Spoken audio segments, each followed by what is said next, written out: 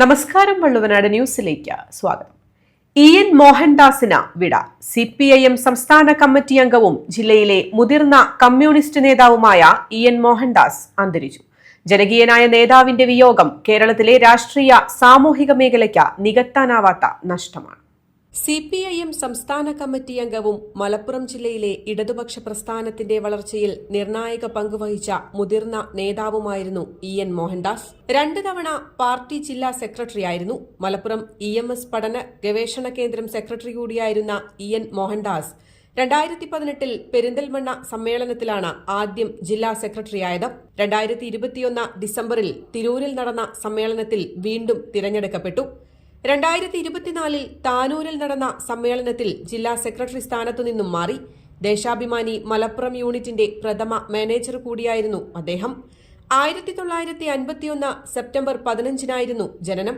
വിദ്യാർത്ഥി യുവജന പ്രസ്ഥാനത്തിലൂടെ പൊതുരംഗത്ത് സജീവമായി. CPIM Indianoor branch secretary, Kottakkal local secretary, 11 വർഷം Malappuram area secretary, Eranad taluk committee അംഗം എന്നീ നിലകളിലും പ്രവർത്തിച്ചു. SFI ജില്ലാ ജോയിന്റ് സെക്രട്ടറിയും ഏറനാട് താലൂക്ക് സെക്രട്ടറിയുമായിരുന്നു. KSYF ജില്ലാ പ്രസിഡന്റും DYFI പ്രഥമ ജില്ലാ പ്രസിഡന്റുമായി.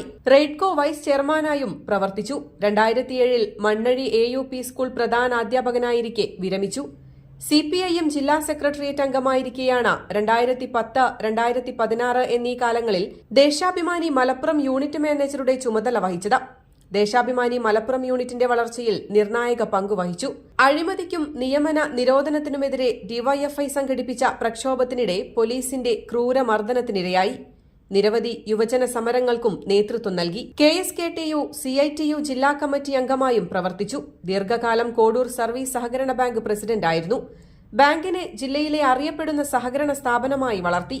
കോട്ടയ്ക്കൽ ആര്യവൈദ്യശാല ജീവനക്കാരുടെ സംഘടനയായ ആര്യവൈദ്യശാല വർക്കേഴ്സ് ഫെഡറേഷൻ പ്രസിഡന്റും ജില്ലാ ബാങ്ക് ഡയറക്ടറുമായിരുന്നു. News desk, Valluvanad news.